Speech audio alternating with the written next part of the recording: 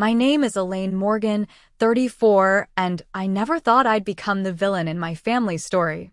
Last Tuesday, I arrived early at my parents' house to pick up my daughter Harper. What I heard froze my blood. Wash the dishes well, useless girl. My father's voice thundered while my sister Kimberly's daughters giggled. Harper's tiny hands trembled in soapy water, tears streaming down her face. In that moment, something inside me shattered. The mortgage payments I'd been making for my parents? They were about to end. Before I tell you what happened next, where are you watching from today? Hit that like button and subscribe if you've ever had to make a difficult choice to protect someone you love. Growing up in the Morgan household meant one thing. Kimberly came first.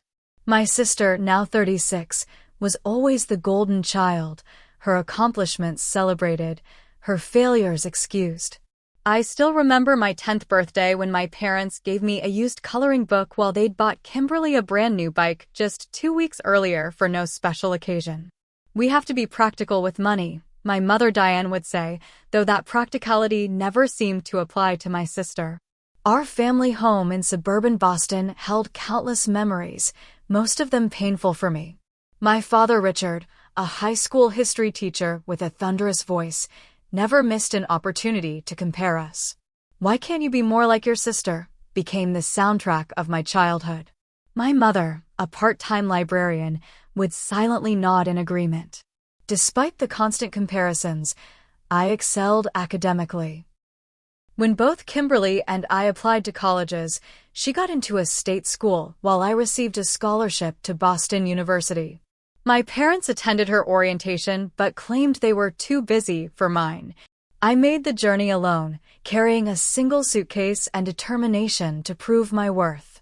After graduating with honors in finance, I worked my way up to become a financial consultant for a prestigious firm in Boston. The irony wasn't lost on me that the daughter they'd neglected would become their financial safety net years later. My marriage to Jason wasn't planned as carefully as my career. We met at a conference, fell in love quickly, and married within a year. Harper came along soon after, a beautiful, curious girl with her father's hazel eyes and my stubbornness. But Jason wasn't ready for fatherhood. When Harper turned 3, he announced he'd made a mistake and left us for his 24-year-old assistant. The divorce was quick but painful. As a single mother, I needed help with childcare. When my parents offered to watch Harper twice a week while I worked late, I reluctantly agreed. Despite our strained relationship, I wanted Harper to know her grandparents, and babysitters in Boston weren't cheap.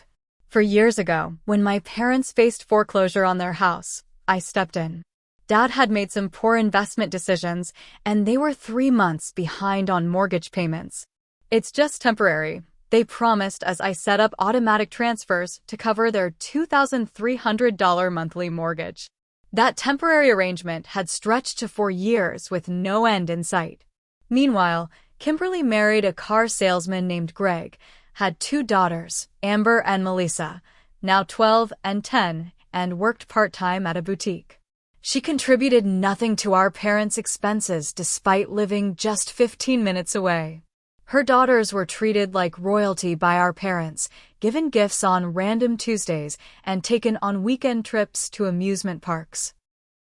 I'd noticed small things over the past few months that troubled me, Harper coming home from my parents' house unusually quiet, or mentioning that Grandma had called her clumsy when she spilled juice. Once, Harper asked why Grandpa called her not as bright as her cousins. I'd addressed these comments with my parents, who dismissed them as just jokes or claimed Harper misunderstood. Wanting to believe them, I'd accepted their explanations while making mental notes to be more attentive.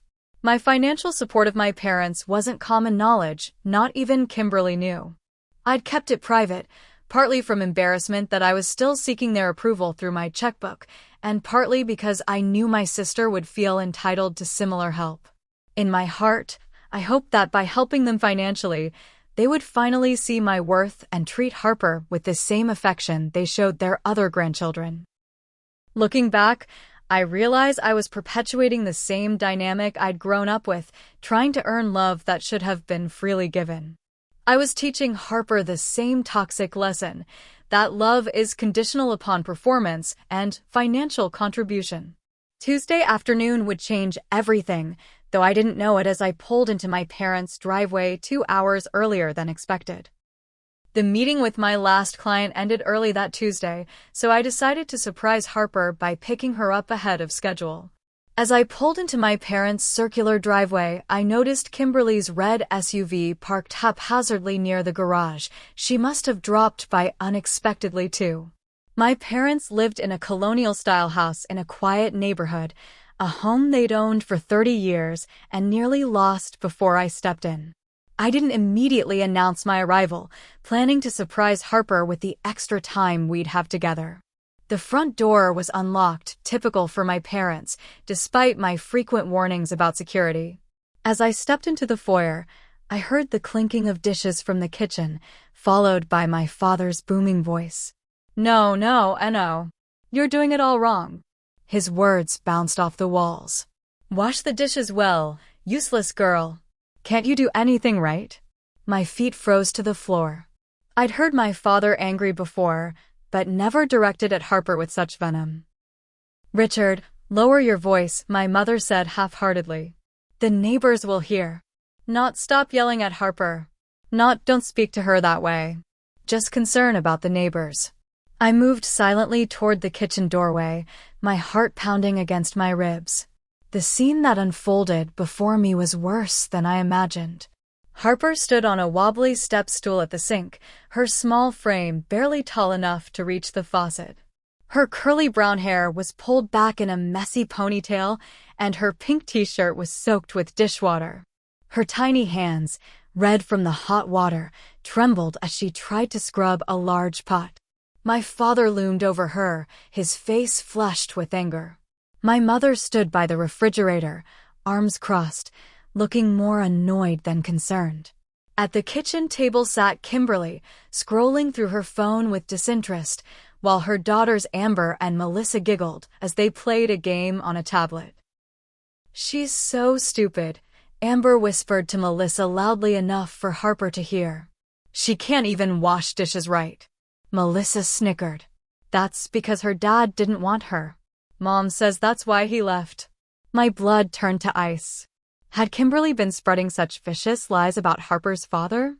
Harper's bottom lip quivered as she struggled with the pot, which was clearly too heavy for her 6-year-old arms. A single tear rolled down her cheek, which she quickly wiped away with her wet sleeve. "Grandpa, it's really heavy," Harper whispered, her voice so small I barely heard it. "Life is heavy," my father snapped. "Your cousins knew how to wash dishes properly when they were your age. But you're just like your mother was. Always making excuses." My mother sighed dramatically.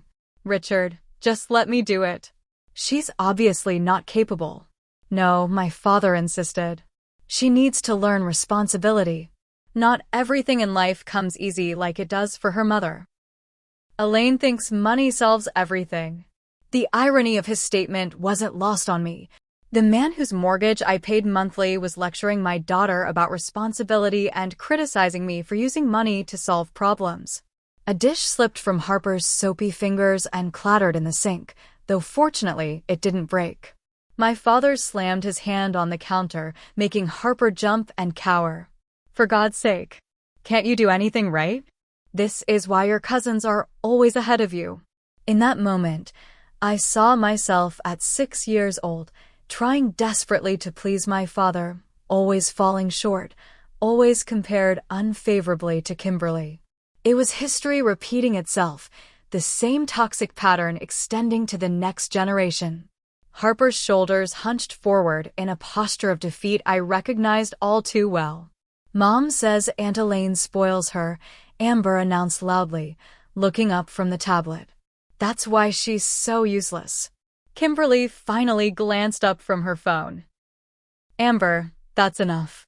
But there was no real reprimand in her tone, and she immediately returned to scrolling. As Harper struggled to lift the pot to rinse it, more water splashed onto her clothes. My father threw his hands up in exasperation. "Useless. Absolutely useless," he shouted. You're getting water everywhere. Your cousins never made such a mess. That was the moment something inside me snapped. A memory flashed before my eyes, me at 7, dropping a glass of milk at dinner, my father's face contorted with the same rage, the same cutting words. I had promised myself that Harper would never know that feeling of worthlessness, yet here she was, experiencing the same trauma. In that horrible moment, I realized this wasn't an isolated incident. The small comments Harper had reported, the changes in her behavior after visits with my parents, they weren't misunderstandings or exaggerations. This was a pattern, one that had likely been happening for months while I was working to pay for the very roof under which my daughter was being emotionally abused.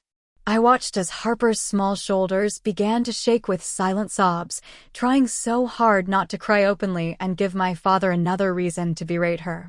That was the final straw. Take your hands off that pot right now, Harper.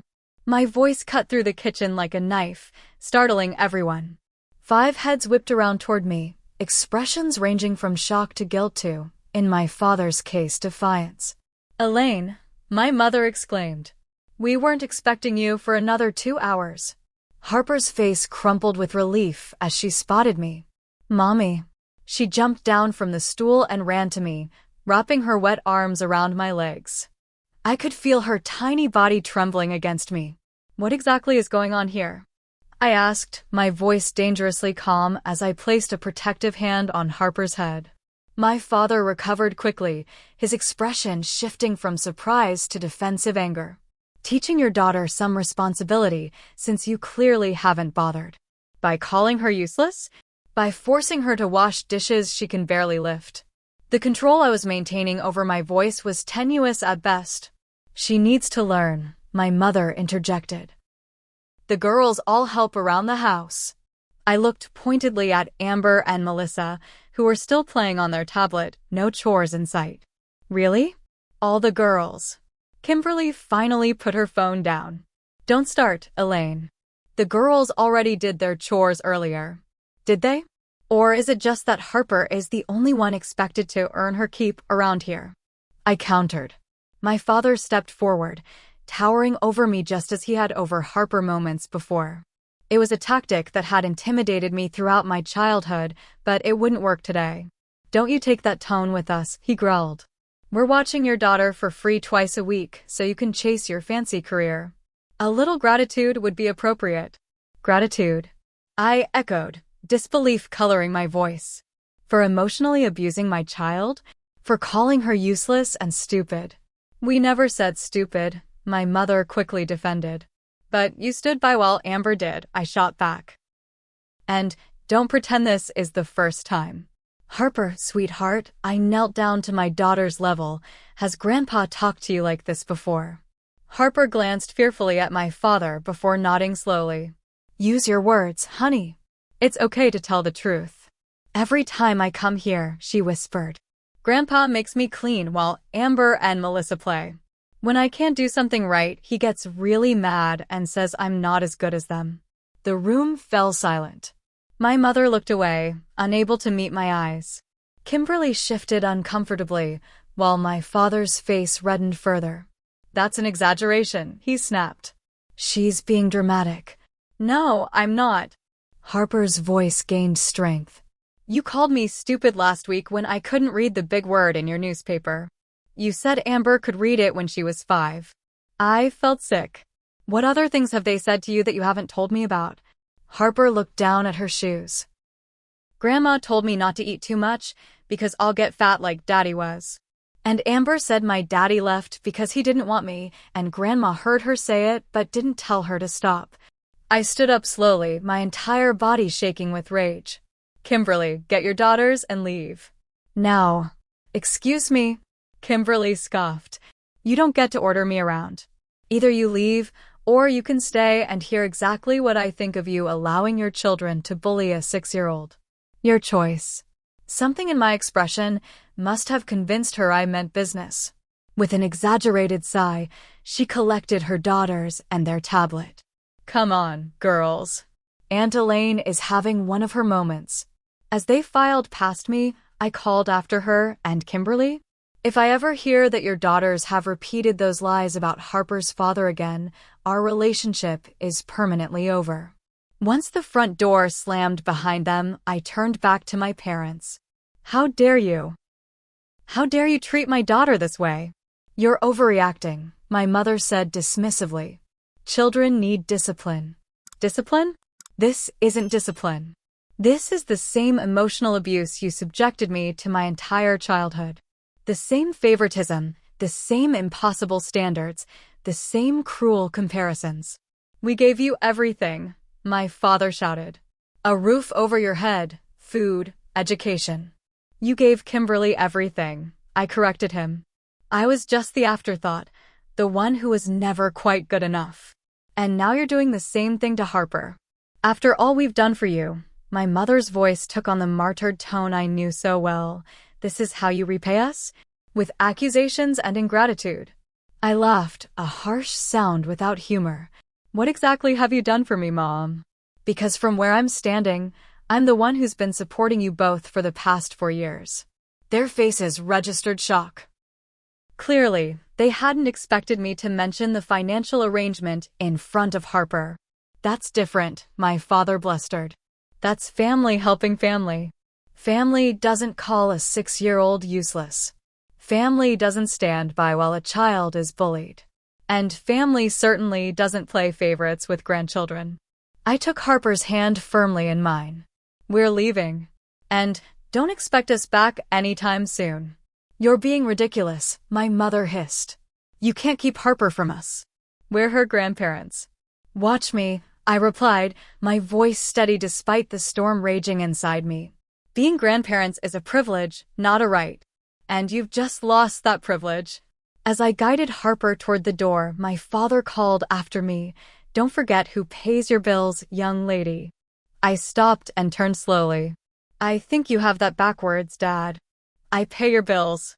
But don't worry, that's about to change too. We left them standing in the kitchen, my father's face purple with rage, my mother's mouth open in shock.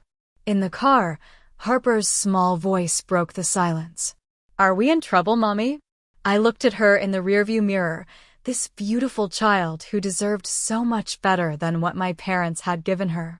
No, sweetheart. We're not in trouble. But Grandma and Grandpa are. The drive home was painful. Harper sat quietly in her booster seat, occasionally sniffling. At a red light, I glanced back to see her staring out the window, her usually vibrant face hollow with exhaustion. Harper, I need you to know something, I said gently. Nothing that happened today was your fault. Nothing. But I couldn't wash the dishes right, she whispered. Honey, you're 6 years old.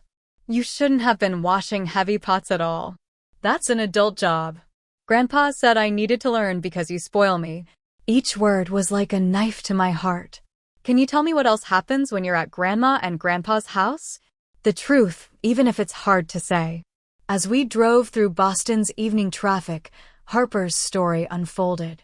Every Tuesday and Thursday, while I worked late, my parents had been putting her to work, cleaning bathrooms, vacuuming, even weeding the garden.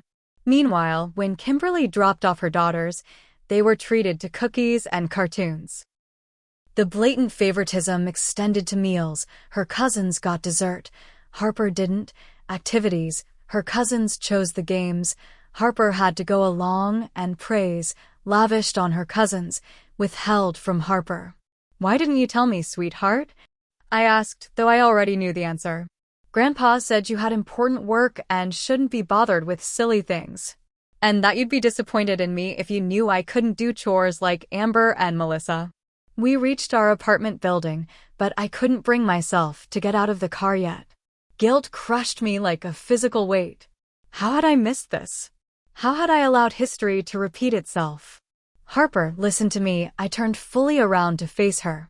I am never, ever disappointed in you. You are the best thing that ever happened to me. And you will never have to earn my love by doing chores or being perfect, okay? Her small nod wasn't convincing, but it was a start. That night, after tucking Harper into bed with extra stories and reassurance, I sat at my kitchen table with a glass of wine and my laptop. My hands hovered over the keyboard, trembling slightly as I logged into my online banking portal. For years of automatic payments to my parents' mortgage company were listed in neat rows, $2, $300 every month without fail, totaling over $110,000. I clicked Cancel Recurring Payment and confirmed without hesitation. Next, I called my financial advisor, Craig, despite the late hour. "Elaine?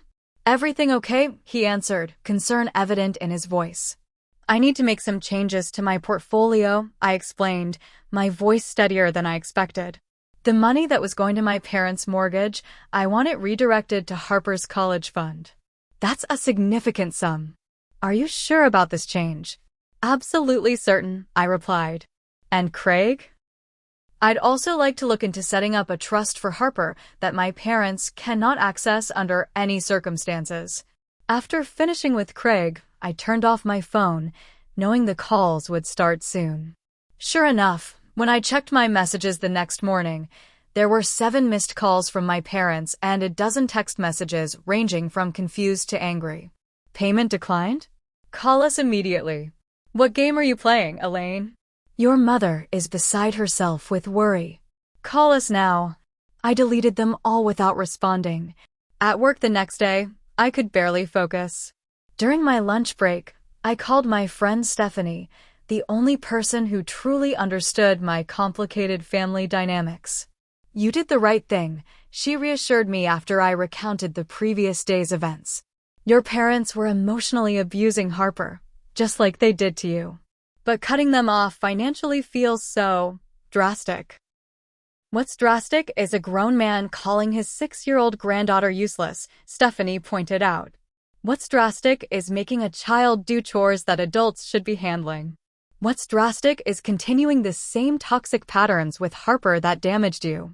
What you did, that's just establishing boundaries." Her words helped, but didn't entirely alleviate my guilt. Years of conditioning had taught me that my parents' happiness was somehow my responsibility. That evening, Kimberly unleashed a barrage of text messages. "Mom and Dad told me what you did. How could you be so selfish? They're your parents. You can't just cut them off because of one little incident. Harper needs to toughen up. The real world isn't going to coddle her like you do." I waited until Harper was asleep before responding with a single message.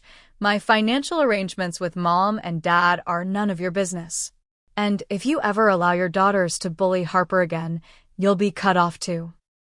Not financially, but completely from our lives." She didn't respond. 3 days after the incident, the bank called to inform me that my father had attempted to access my personal accounts, claiming he had authorization. He didn't, of course, and the attempt was flagged as suspicious activity. I immediately changed all my passwords and security questions. The picture becoming clearer was disturbing. My parents had never viewed me as a daughter they loved unconditionally. I was a resource, a means to financial security, someone whose primary value was what I could provide for them. And they were grooming Harper to see herself the same way. Through careful conversations with Harper and her pediatrician, I learned more about what had been happening during those twice-weekly visits. My parents had been systematically undermining Harper's self-esteem while elevating her cousins. They'd told her repeatedly that she wasn't as smart, as pretty, or as capable as Amber and Melissa. They'd made her feel that she had to earn love through service and perfection, the same toxic message I'd received throughout my childhood. The most painful revelation came when I discovered that my parents had never actually saved for retirement. Despite decades of adequate income, they'd spent everything they earned, assuming first that Kimberly would support them, until she married a man with modest means, and then turning to me as their financial safety net. The mortgage payments weren't a temporary situation. They were the beginning of what they expected to be lifelong support. I had been manipulated, just as they were now attempting to manipulate Harper. But the cycle would end with me. A week after I canceled the mortgage payments, my parents escalated their attempts to contact me. My father left a threatening voicemail that made my skin crawl. "Elaine, This is your father. I don't know what kind of game you're playing, but it ends now. We received a notice from the bank about the mortgage payment. Fix this immediately. You have a responsibility to this family. Don't forget who raised you and put a roof over your head for 18 years. Call me back today, or there will be consequences. His message confirmed what I already knew. They saw my financial support not as generous assistance, but as an obligation, a debt I owed them simply for existing. My mother took a different approach, calling my office directly when I wouldn't answer her calls to my cell phone. Elaine Morgan's office, my assistant answered. This is Diane Morgan, Elaine's mother, I heard her say when my assistant put the call on speaker per our arrangement. I need to speak with her right away. It's an emergency. I nodded to my assistant, who put the call through. Mom, what's the emergency? I asked, my voice professionally neutral.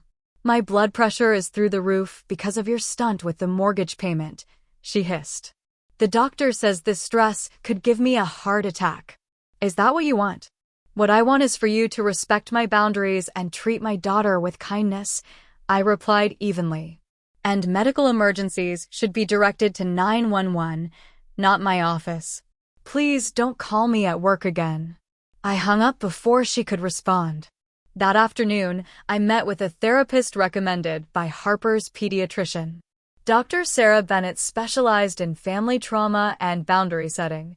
What you're describing is a classic pattern of generational emotional abuse, she explained after I shared our situation. Your parents treated you as the scapegoat child while your sister was the golden child. Now they're extending that dynamic to the next generation. But am I overreacting by cutting them off financially? I asked, the guilt still nagging at me. Elaine, imagine if a stranger treated Harper the way your father did. Would you continue paying that stranger's bills? Put that way, the answer was obvious. No, of course not. Financial support is not an obligation, especially when it's being used as leverage for continued emotional abuse. Your parents are adults who are capable of supporting themselves. Your daughter is a child who depends on you for protection. I left that session feeling more validated but unprepared for what came next. 2 days later, while picking Harper up from school, I ran into Kimberly doing the same with Melissa. She cornered me in the parking lot. The bank is threatening foreclosure again, she said without preamble. Mom and Dad can't make the payment on their own. That's unfortunate, I replied, helping Harper into her booster seat. That's it? That's all you have to say? Kimberly's voice rose, attracting attention from other parents. They're your parents, Elaine. Yes, they are. And Harper is my daughter. I will not finance people who abuse her, family or not. Kimberly's face flushed with anger. Abuse? Don't be so dramatic. Dad was just trying to teach her responsibility. By calling her useless? By forcing her to do chores her cousins don't have to do? By telling her she's not as good as Amber and Melissa? I kept my voice low but firm. That's emotional abuse, Kimberly. And you know it because we both grew up with it. The difference is you were on the favored side. So this is about childhood jealousy? You're punishing Mom and Dad because you think they loved me more. No, this is about protecting my daughter from experiencing the same damage I did. And if you had any empathy at all, you'd understand that. Kimberly's expression shifted, a momentary flicker of something like recognition crossing her face before the defensiveness returned. Well, don't expect me to bail them out. Greg and I can't afford their mortgage. I never expected you to, I replied honestly. But maybe it's time our parents learn to support themselves instead of depending on their children. That evening, my parents showed up unannounced at my apartment. I spotted them through the peephole and spoke through the closed door. I'm not opening the door. Please leave. Elaine, don't be ridiculous, my mother's voice was shrill. We need to talk about this like adults. I agree. When you're ready to talk respectfully and acknowledge how you've treated Harper, we can meet in a neutral location with a family therapist present. Until then, please leave before I call building security. You'd call security on your own parents? My father's voice boomed through the door. After everything we've done for you? Yes, I would. And I think we have very different recollections of what you've done for me versus what I've done for you. They eventually left, but not before my father shouted, "This isn't over, Elaine." He was right about that, at least. The next day, I received a call from my Aunt Linda, my mother's sister who lived in Vermont. We weren't close, but she'd always been kind to me. "Elaine, honey, I'm hearing some concerning things from your mother," she began. "She says you've cut them off completely because of some misunderstanding with Harper?" I sighed, realizing my parents were now attempting to recruit extended family as flying monkeys. "It wasn't a misunderstanding, Aunt Linda. Dad was verbally abusing Harper while Mom stood by and did nothing, just like they did with me growing up." There was a pause before Linda responded. "You know, I saw how they treated you compared to Kimberly. I should have said something back then, but your mother and I, well, we've never had an easy relationship. I didn't feel it was my place." Her admission surprised me. "You noticed?" Of course I noticed. It was hard to miss, but whenever I brought it up, your mother would get defensive and cut me off for months. Eventually, I stopped trying. She paused again. "I'm sorry, Elaine. I should have been braver." Her validation meant more than she could know. "Thank you for saying that. For what it's worth, I think you're doing the right thing by protecting Harper.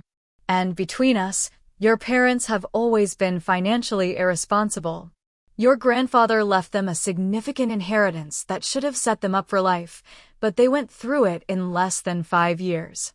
This was news to me. I had no idea. They've always expected others to bail them out.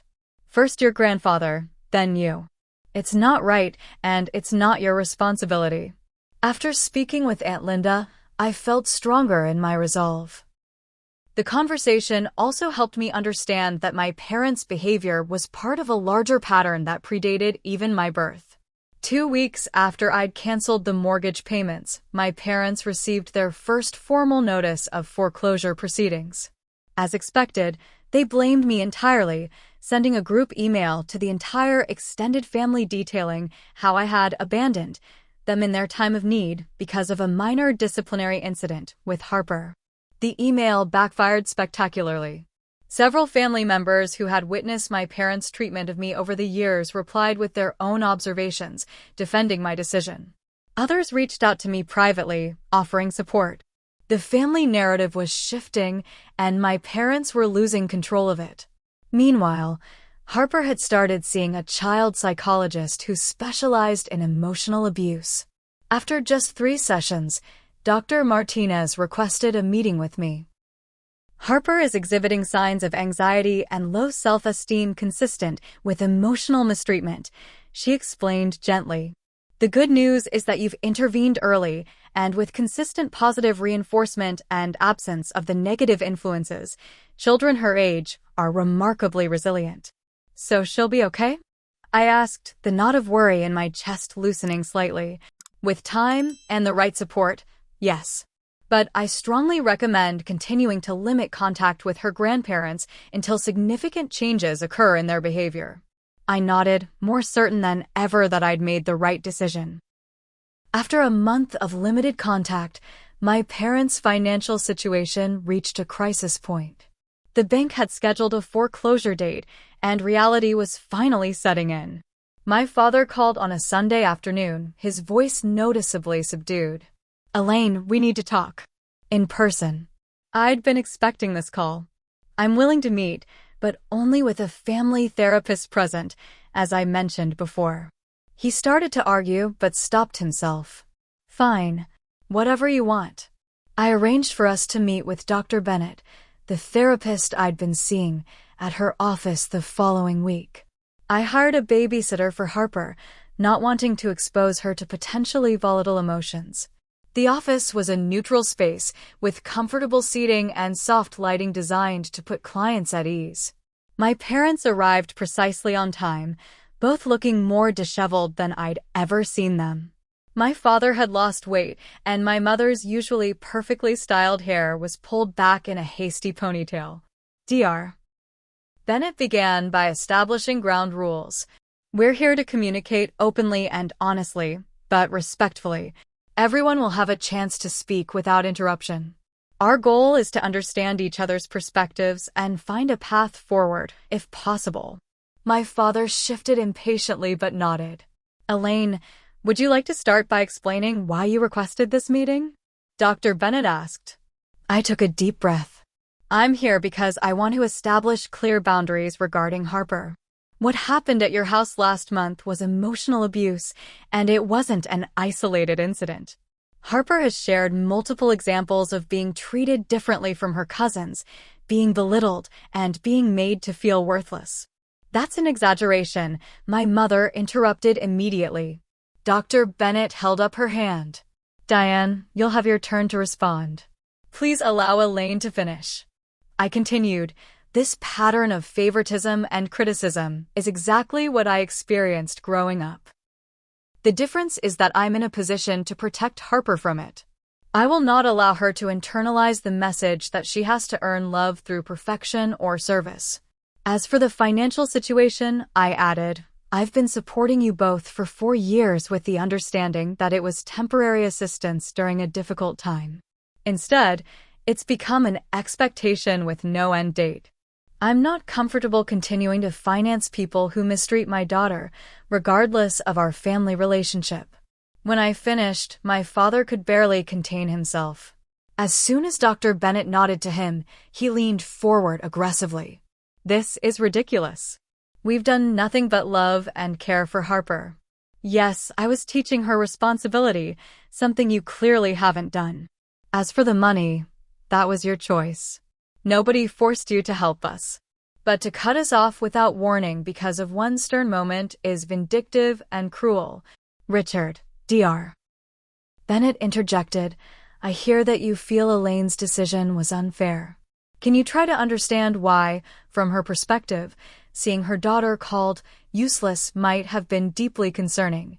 Kids need discipline, he insisted. The world isn't going to coddle her. There's a difference between discipline and humiliation, I pointed out. Calling a child useless isn't discipline, it's emotional abuse. My mother jumped in, her voice taking on the wounded tone I knew so well. We've always done our best, Elaine. We're not perfect, but we love Harper. And we're your parents. You can't just cut us out of your life because we disciplined her once. It wasn't once, I replied firmly. Harper has told me about numerous incidents where she was made to feel less than her cousins, where she was given chores they weren't expected to do, where she was criticized while they were praised. Children exaggerate, my mother dismissed. Dr. Bennett leaned forward. Diane, Richard, I'd like to share something from my professional experience.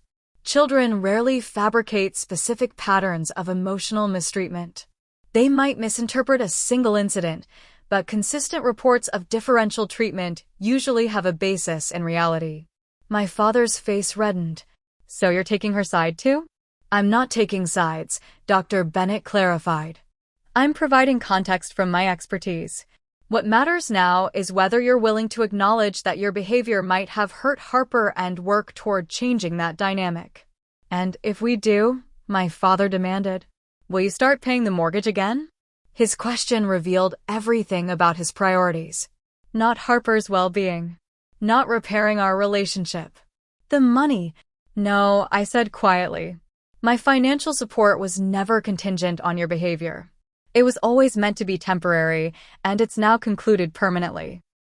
What I'm offering is the possibility of a relationship with Harper moving forward, but only if significant changes occur. You can't keep her from us, my mother insisted. We're her grandparents. Actually, she can, Dr. Bennett interjected.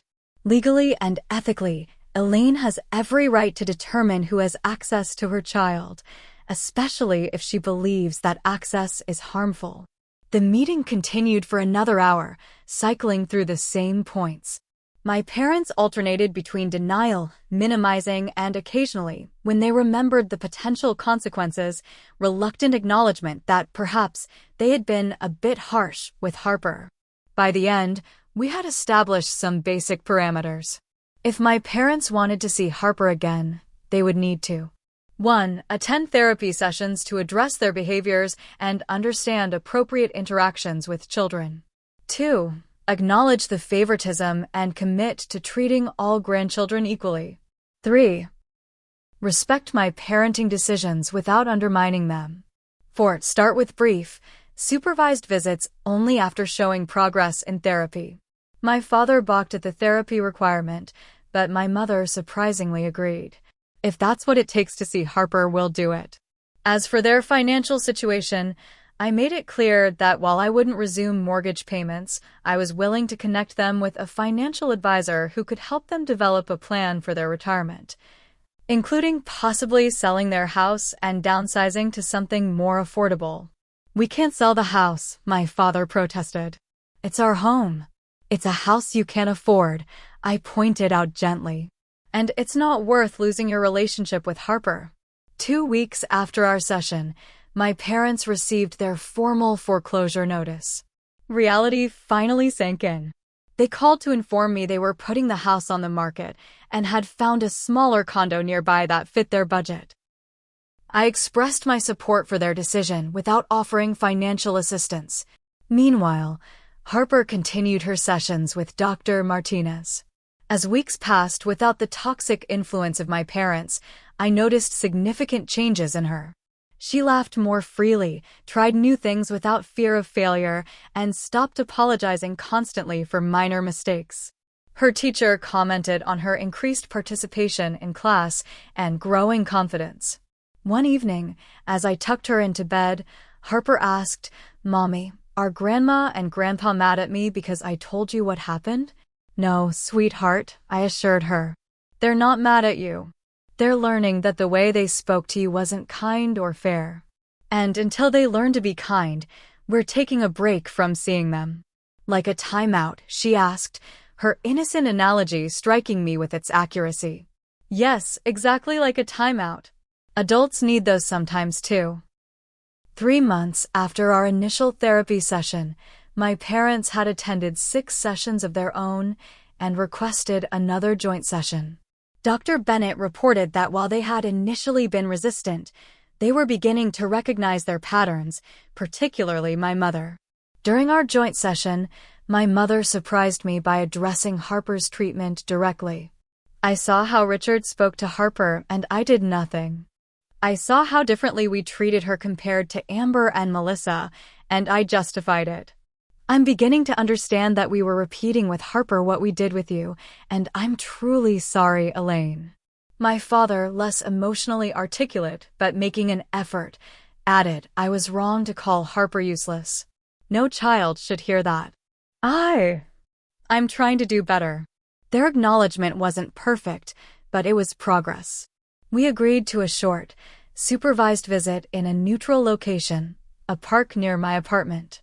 The visit was awkward but civil. My parents brought Harper a book rather than candy or toys, showing they'd listened to my parenting preferences. My father maintained a respectful distance, speaking to Harper only when she initiated conversation. My mother made a visible effort to avoid criticizing or correcting Harper's behavior. As we were leaving, Harper surprised everyone by giving my mother a quick hug. "Bye, Grandma. I like the book." My mother's eyes filled with tears. "I'm glad, Harper. I hope we can read it together sometime." The road to healing would be long and would likely have setbacks. Patterns established over decades don't disappear overnight. But that small moment in the park gave me hope that perhaps, with boundaries firmly in place, some form of healthy relationship might be possible. My parents sold their house the following month, paying off the mortgage and purchasing a modest condo with the remaining equity. My father found part-time work as a tour guide at a local historical site, and my mother increased her hours at the library. They were adjusting to living within their means for the first time in decades. Kimberly, surprisingly, reached out to me after my parents moved. "I didn't realize how much they depended on you financially," she admitted over coffee. "And I've been thinking about how they treated us differently growing up. I always saw it as me being the favorite, but now I wonder if it was actually fair to either of us." "What do you mean?" I asked. You were held to impossible standards and criticized constantly. But I was never expected to accomplish anything on my own. They didn't prepare me for real life at all." She hesitated. "And I'm worried I'm doing the same thing with my girls." It was the most insightful thing I'd ever heard Kimberly say. "There's still time to change that pattern," I told her. 6 months after the incident in my parents' kitchen, we had established a new normal. Harper saw her grandparents once every 2 weeks for a few hours, always with me present. My parents continued their therapy, making slow but steady progress in understanding the damage their behavior had caused. They had apologized to Harper directly, in age-appropriate terms, for making her feel bad about herself. The most significant moment came when Harper dropped her ice cream cone during one visit. She froze, her eyes darting fearfully to my father, clearly expecting anger or criticism. Instead, he said calmly, "That happens sometimes. Let's get you another one." Later, he told me privately, I saw the fear in her eyes. She was afraid of me. I never want to see that look again. It wasn't a perfect ending. Real life rarely provides those. But it was a beginning of something healthier. The cycle of favoritism and emotional abuse that had damaged me was being broken, not just for Harper, but potentially for Amber and Melissa too, as Kimberly began to recognize the harmful patterns in her own parenting. Harper was flourishing, my parents were becoming more self-sufficient, and I was learning that establishing boundaries wasn't selfish, it was necessary for healing.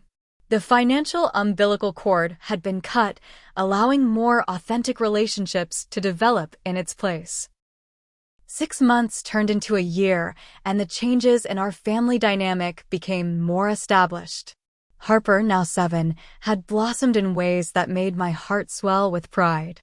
No longer walking on eggshells or apologizing for existing, she had developed a confidence that showed in everything from her schoolwork to her friendships. Miss Morgan, her teacher, told me during a parent-teacher conference, "Harper has become one of our most enthusiastic participants in class." Last year, she was so hesitant to answer questions, but now she's the first to raise her hand. These changes hadn't happened overnight. They were the result of consistent therapy, a stable, affirming home environment, and careful rebuilding of her relationship with my parents under supervised conditions. Our new family routine involved brief visits with my parents every other weekend, always in public places or at my apartment with me present. These boundaries had initially felt rigid and uncomfortable, but over time, they created a sense of safety that allowed genuine connections to form. My parents had downsized to a 2-bedroom condo that they could actually afford. The process of selling their house and eliminating their debt had been painful but ultimately liberating for them. My father had continued his part-time work as a historical tour guide, discovering a genuine passion for storytelling that had been dormant during his teaching career. My mother had joined a book club at the library where she worked, developing friendships outside the family for perhaps the first time in her life. They were learning to live within their means, and more importantly, they were learning that relationships couldn't be bought or maintained through financial dependence. It was a difficult lesson at their age, but one that had ultimately strengthened our family.